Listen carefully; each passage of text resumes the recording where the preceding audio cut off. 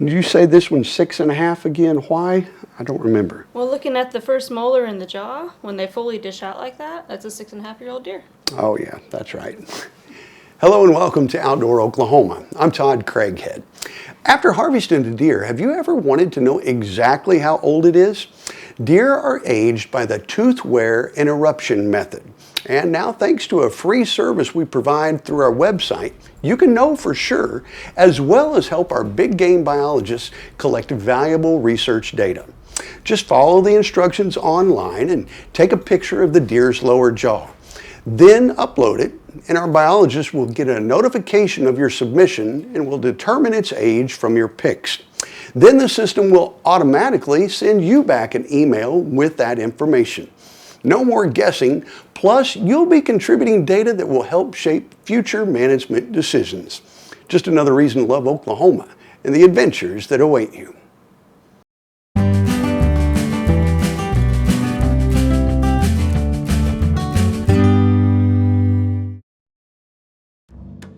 This shoot will be an example of people that really enjoy the traditional type of firearm, primarily flintlocks and cap locks and stuff. And mostly these guys hunt with their guns, and most of these guys build their own guns. In the National Muzzleloading Rifle Magazine, we're starting to see a lot of stories submitted by people that are hunting with their traditional rifles, and they always mention how they got started, watching Davy Crockett and some of those shows.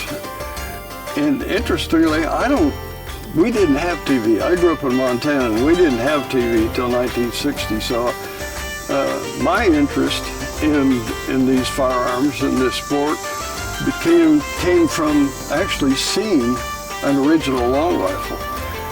And I was just really taken with the beauty of these firearms. They were long and graceful, and plus the other influence was that I have a heritage. I had three great-grandfather, great-great-great-great-grandfather that all worked at the Springfield Armory in Springfield, Missouri, and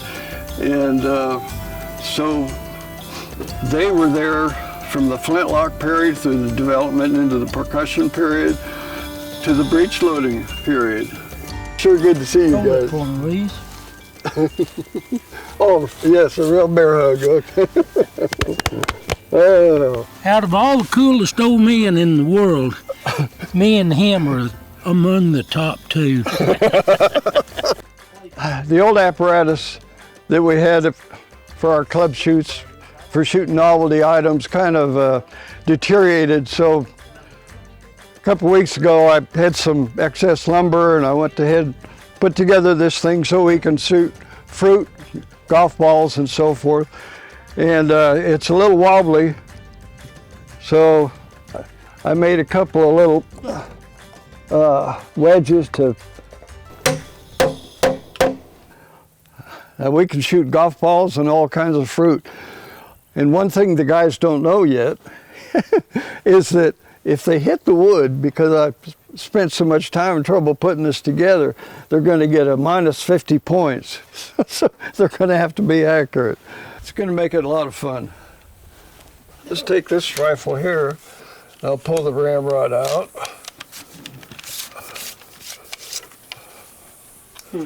That's a kid and his dad. What's his name? Let's see, that stopped right there. Plus, it made a clicking sound, but it could do that on lead, possibly. It did. But let's put it down there, right about there. All right, there's no way that could be a load in it, because see how that lines up with the vent? So if that was loaded, it would stop right about here, because that would mean there was powder in there. In a ball, say some kids are visiting somebody's household, there's an old Grandpa's old flintlock. So those kids need to be advised, if they're around Grandpa's old flintlock on the wall or something, they ought to be shown this technique that I just showed you with the ramrod, measuring it to the vent. This gun took me about a year to build. They all take me about a year. Not actual working time, but you got to be in the mood. When I was a little kid, now we're talking 51, 52, 53, my dad and one of his friends both had original double-barrel 12-gauge shotguns. I was so intrigued by that smell and boom from those guns that my mama got me a Davy Crockett suit and a little shotgun about this long, one of those little kind like this, and you put corks in it, and I lost all the corks, so I just stick it in the dirt and shoot that dirt out. This one was built in the 70s. Probably won't see another one of those either. The first time you do it, you get bit, and it goes from there. It's when I go deer hunting, that's all I take is muzzleloader, even in rifle season. It takes it down to the primal. But the beauty of the guns also is intriguing. So I think you got to have a love to shoot firearms to get into this sport. Added to that comes the thrill of doing something that's not really that easy. Good point. 1203. I think we can get this. We can get this boat loaded and going. I want to welcome you all to the Cross Timbers Primitive Shoot. Normally the last Sunday of the month, but we moved this one up a week so some of the guys could go to the Wool Rock Rendezvous. I also want to welcome the Outdoor Oklahoma film crew here. This is quite an honor to have them come film our event, and it touches my heart because it was something I was involved in a lot of years. So, all right, safety. Everybody well knows that. You're all long-time shooters, but remember to keep your muzzles up as you go from the loading bench to the shooting line, and the same coming back. Let's talk about the sequence of targets. The first one will be the 6-mil target. The second target will be a 10-inch balloon that has flour in it. It's kind of exciting when you hit it. After that, we'll shoot the spinner gong, then the flipper gong, and then the crossed rubber bands right there.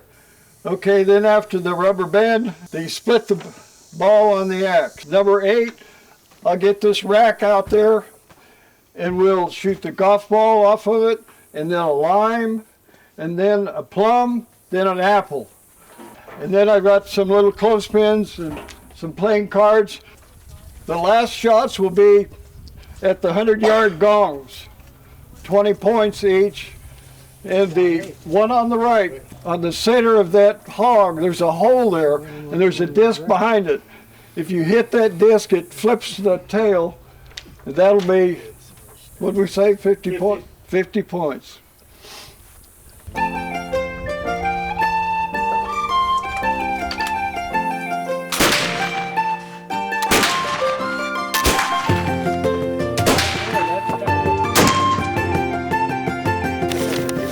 How'd you do?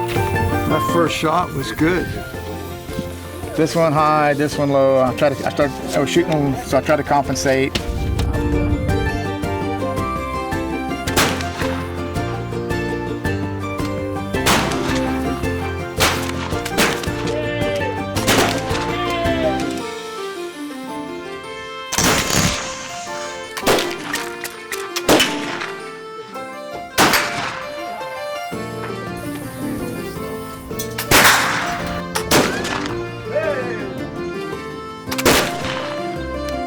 Double!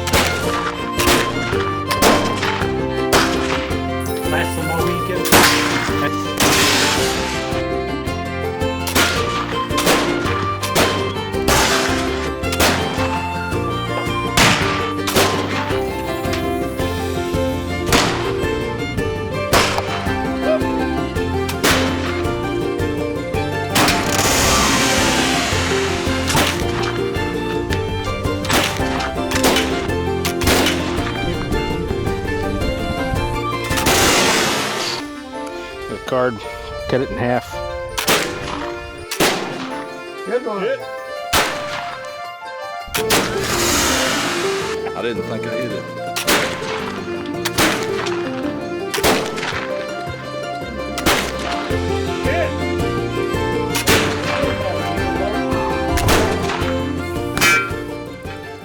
Well, I think that about wraps it up on our shoot today. It was a fun, wonderful shoot. I think everybody saw how the rifles were performing. It was an excellent pre-hunting shoot because we shot at all distances. Thanks for joining us. It was a fun day. This will be my 24th year here in McCurtain County, and I've worked exclusively in southern LaFleur and northern McCurtain County in the 3rd District here in the very far southeast corner of the state. The greatest advantage I see of McCurtain and LaFleur counties is that we're blessed with huge amounts of public land. Probably close to 1 million acres whenever you add the Ouachita WMA, Three Rivers WMA, Hona BWMA, and then these smaller wildlife management areas scattered across the southeast. It's a sportsman's paradise. Just the opportunities are endless to hunt and fish and recreate here. So we have a lot of non-resident use here. There's a lot of education goes on because they come from a different state, and they realize that Oklahoma has different laws and bag limits than other states that surround us or from wherever that might be. So, the main thing that we do as game wardens, of course, is enforce the laws, but a huge portion of it is education. Whenever I first came here, of course, not being from southeast Oklahoma, they're a pretty tight-knit group, and I'm still probably not considered one of them. I've raised my kids here. My kids are, but when you treat somebody with respect and like you want to be treated, in turn you'll get it. My locals are very protective of this area. I let them know when things are happening. They let me know when things are happening, and we work as a team to ensure that for generations to come we'll be able to utilize and hunt, fish, and camp and recreate in these mountains. So any type of law enforcement, you're truly a servant of your community. It's not just about enforcing the laws where you live at. It's about helping your community and giving back, regardless of how you do it. My wife's a school teacher, so she's giving back in the sense that she's educating, our future generations, and we have a lot to do with that too. Being a part of a game warden and introducing kiddos and youth to the outdoors. But we have a lot of these areas are underutilized. We have over 4,000 miles of timber roads in this country. So, with the purchase of a Three Rivers permit, even if you're not hunting or fishing, you have the ability to traverse and drive on weeks worth of roads and never see the same thing twice. One thing that we really have to deal with during the summer on a weekly basis is people lost, broke down, flats, just a course of many different scenarios that when you're not prepared to be in the wilderness, then you're going to have a really bad experience in the wilderness. But if you're prepared, sometimes it can actually be a little fun. But just the vastness of southeast Oklahoma, once you start driving, keep in mind that you could run a full tank of gas out and still don't know exactly where you're at. So a lot of people that come to these areas don't realize the wildness of it. This is probably one of the clearest streams in the state of Oklahoma. is this little stream that feeds into the Mountain Fork River. It's spring fed, runs year round, and is always cold. And with a life straw, I drink gallons and gallons and gallons of this water. I do a lot of cooking on my tailgate, and a lot of coffee over the campfire, which to me, there's not a better job in the world. I'm getting paid to be outside, cooking over a fire, drinking campfire coffee, and protecting our resource. And that's the great thing about this job.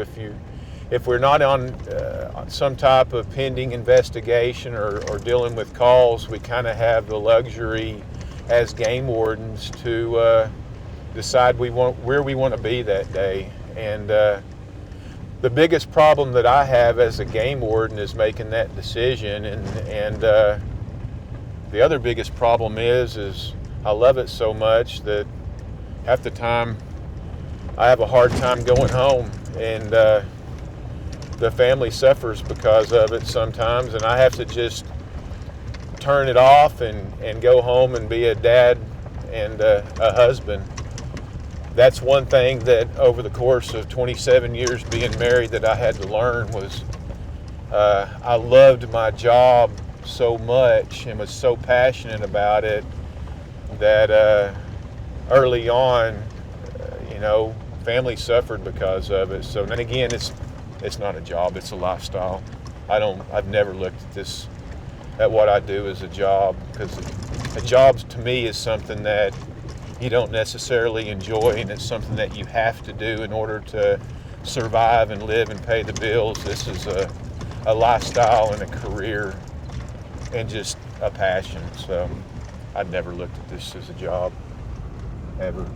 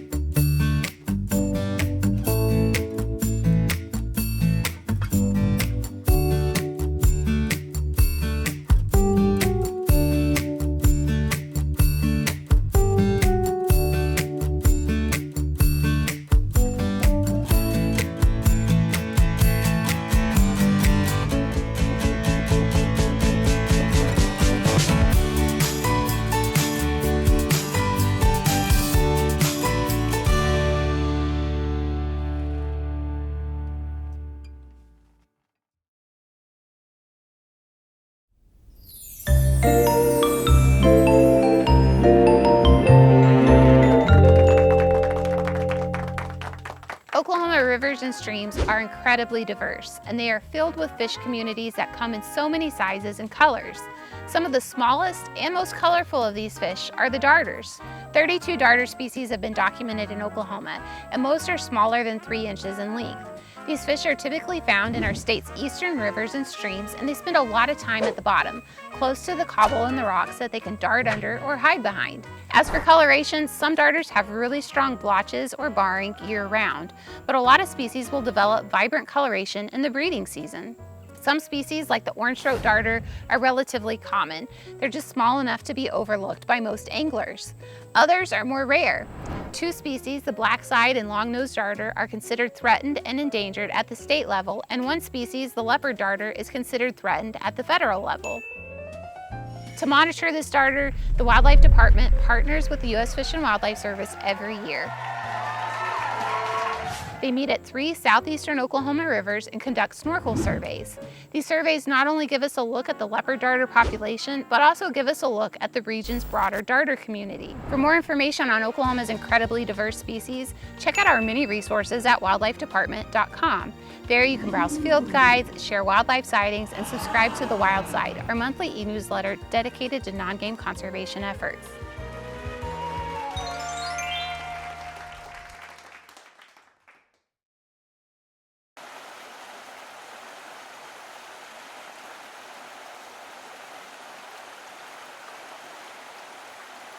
Well, we hope today's stories remind you that Oklahoma is the perfect place to explore. So, no matter how you choose to enjoy our state's incredible natural world, remember, your adventure starts with Outdoor Oklahoma.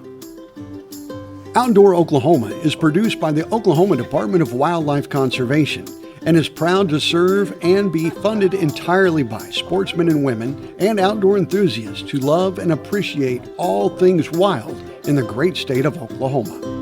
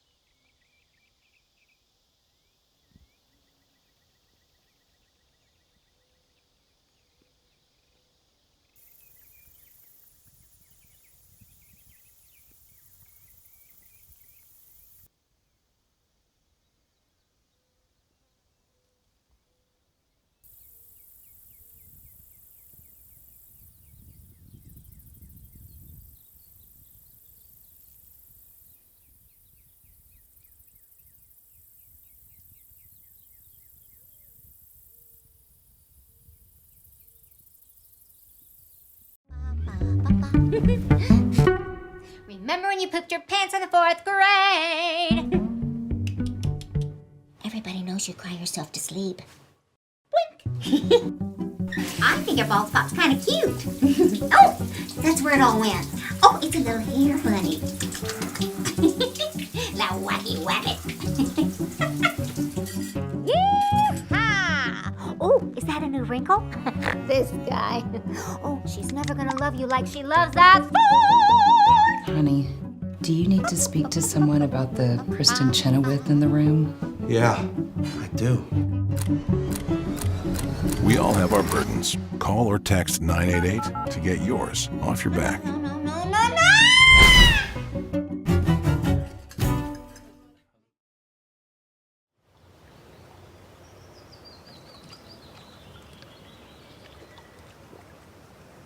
And just like that, she starts to grin. A special flame's been lit within. The spark of something new begins. There's something in the water.